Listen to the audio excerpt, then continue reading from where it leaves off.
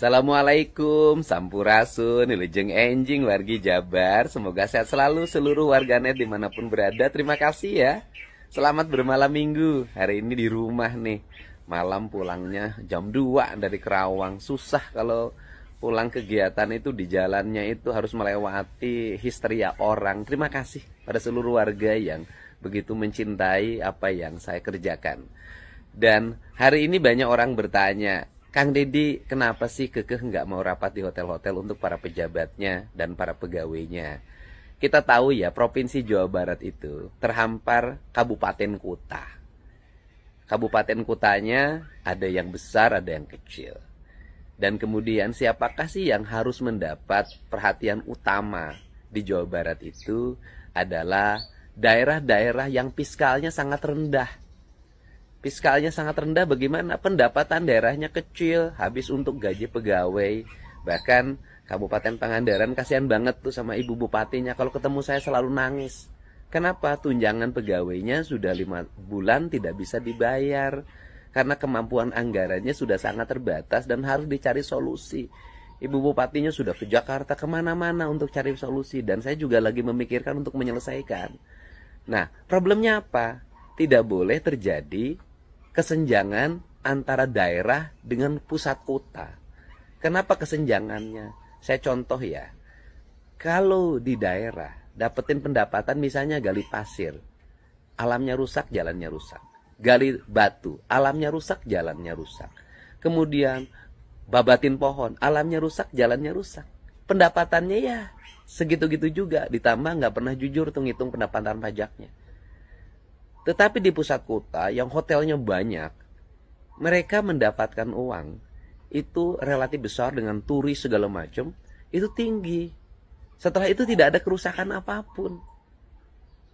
Beda dengan orang desa. Nah, pertanyaannya adalah apakah kabupaten-kabupaten yang fiskalnya rendah, yang sekolahnya masih pada jelek, irigasinya jelek, jalan-jalannya jelek, puskesmasnya jelek, kemudian BPJS-nya belum terbayar, kemudian sanitasi lingkungannya masih buruk, kemudian apalagi tingkat pendapatan per kapitanya masih rendah, kemiskinannya tinggi, rakyatnya terlibat pinjol, kemudian bank emok, dan berbagai ragam lagi, mau uang yang dikumpul-kumpulin dari pajak itu dibuat untuk kegiatan rapat-rapat di hotel di kota besar.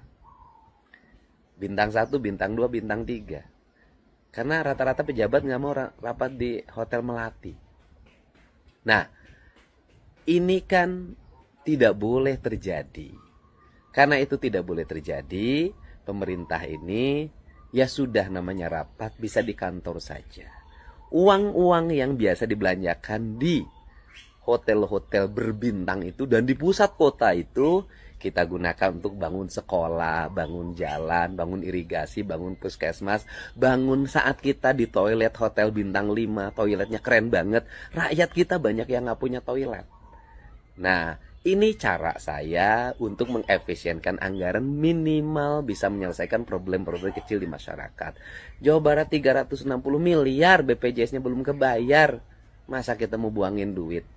Nah, untuk itu saya mohon maaf menjadi gubernur yang kekeh pada sikap-sikap saya demi kebaikan masyarakat. Dan saya pun mengajak para bupati wali kota di seluruh Jawa Barat yang belum kaya-kaya amat, ia ngeluh-ngeluh ke saya karena dana fiskal daerahnya rendah. Yuk kita efisien. Jangan dulu berpesta kita di atas derita. Karena apa? Saya ini pengalaman lah, tahu kalau rapat-rapat di hotel itu, ya kan? Apa sih yang terjadi oleh kita? Penyelenggara rapatnya itu seringkali SPJ-nya, pertanggungjawabannya tidak sesuai dengan realisasinya yang digunakan. Kamar 5, ya kan? Yang dipakai 3, tahulah gitu. Makan 10, ya kan? Yang dipakai 7, kan itu yang terjadi. Nah, untuk itu mari kita bersama-sama mengefisienkan anggaran negara ini, khususnya para bupati wali kota di seluruh Jawa Barat, khususnya Pemprov Jabar, untuk kepentingan rakyat Jawa Barat dan untuk kemajuan daerahnya masing-masing. Jangan buang uang di satu daerah ke tempat lain Buanglah uang di tempat daerah itu berada. Karena rakyat kita berkeringat bayar pajak, ingin daerahnya maju. Kembali lagi di channel Busa Buka Suara bareng Anto. Nanti kita kunjungin aja, kita jangan selalu lanjutkan ya.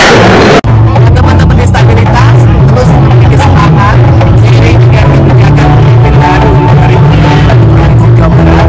Kaum disabilitas akan mendapat perhatian yang besar agar memiliki kesetaraan untuk diterima hidup merdeka dan hidup sejahtera serta mendapat pendapatan penghasilan pekerjaan yang layak demi kemanusiaan yang utuh dari negara, bukan hanya kesempatan pendidikan, tetapi kesempatan bekerja, hidup layak, dan hidup sejahtera di tanah Jawa Barat. Terima kasih. Assalamualaikum warahmatullahi wabarakatuh. Saya Erwan Setiawan, Wakil Gubernur Jawa Barat. Insya Allah kita ke depan akan bersinergi membangun Jawa Barat yang istimewa. Ke depan kita akan berkolaborasi menuju Jawa Barat istimewa. Terima kasih.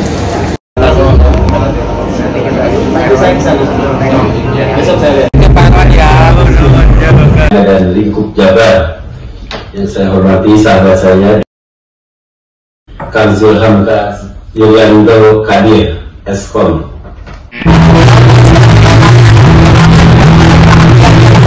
Kami akan perhatikan teman-teman dari disabilitas. Jangan lupa subscribe. Halo, Wilujeng Enjing warga Jabar.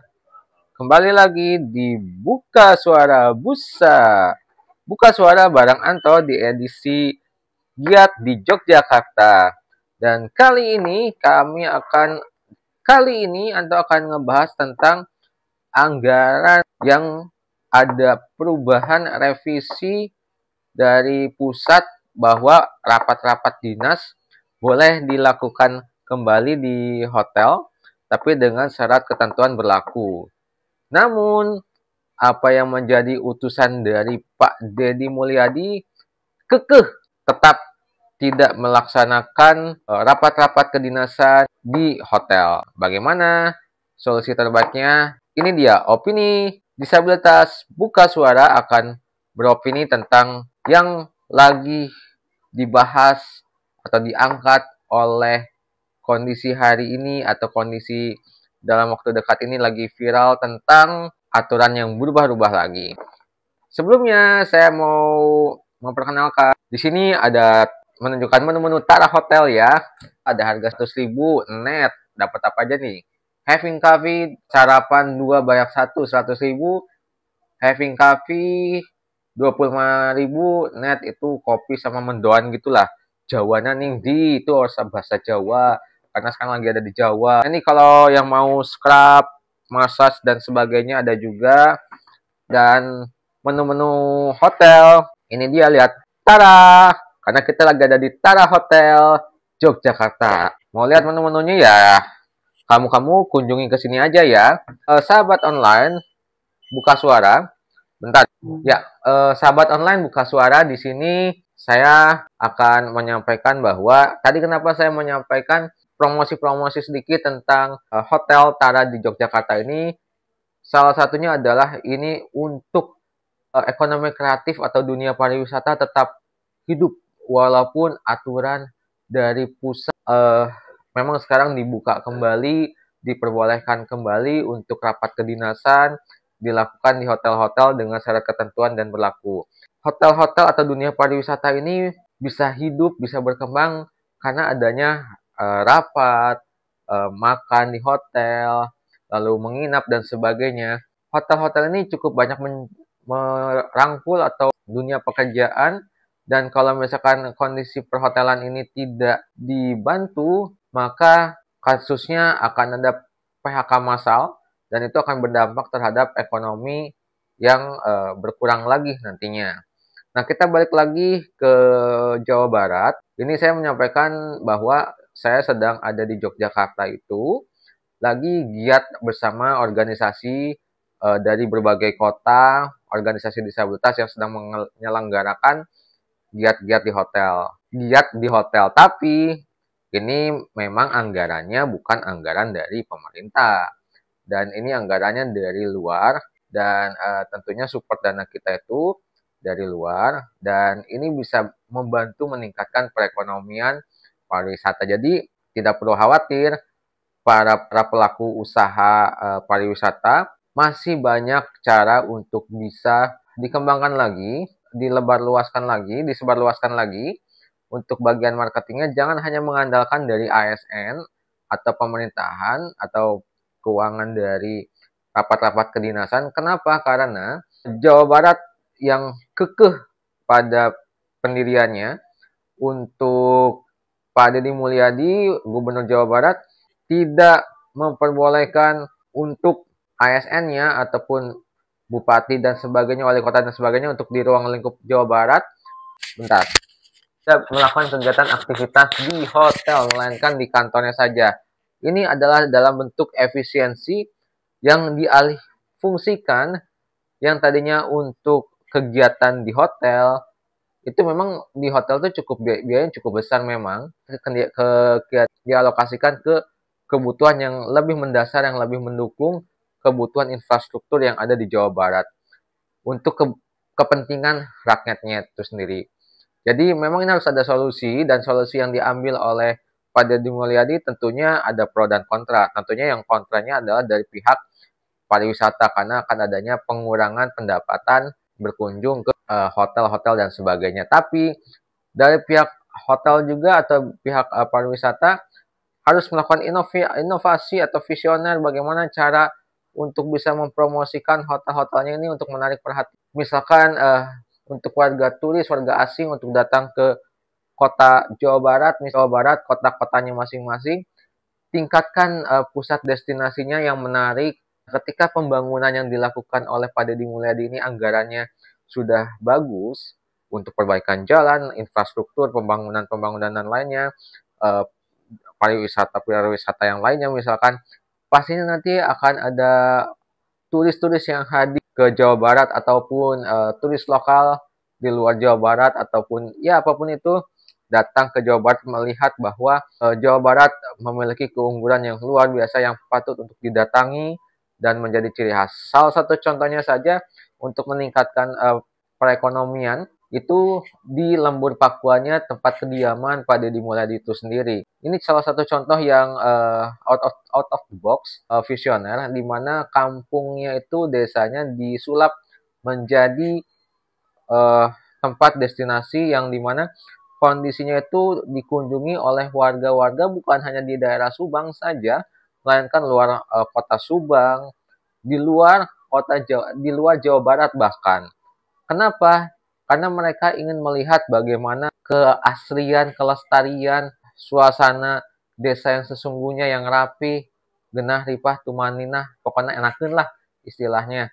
Dengan orang-orang ini pada datang ke Lembur Pakuan, itu menjadi pusat destinasi, dan warga-warga yang dari luar Jawa, misalkan Jawa Barat, itu nantinya kan akan perlu menginap tuh. Itu bisa masuk ke destinasi, masuk ke pariwisata. Dan awalnya berkunjung ke Lembur Pakuan saja, tapi ke tempat destinasi-destinasi yang lainnya.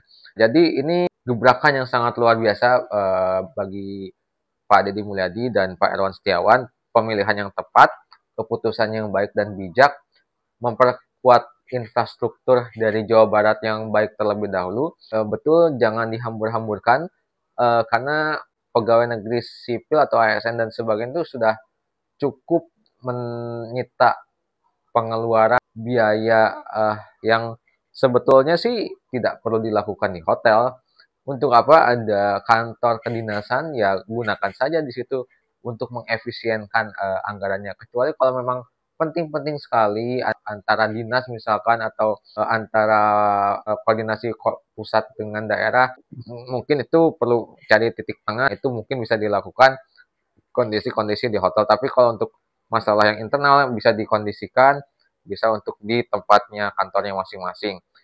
Sampai sini dulu opini disabilitas tentang dunia pariwisata yang konon katanya sedang tidak baik-baik saja karena adanya larangan untuk kegiatan-kegiatan untuk di hotel. Tapi tidak perlu khawatir, dunia pariwisata bisa lebih hidup lagi. Coba berpikir secara bijak dan positif, dan pikirkan caranya untuk bisa berkembang, cari idenya itu, gagasannya yang menarik supaya mencuri perhatian untuk semuanya.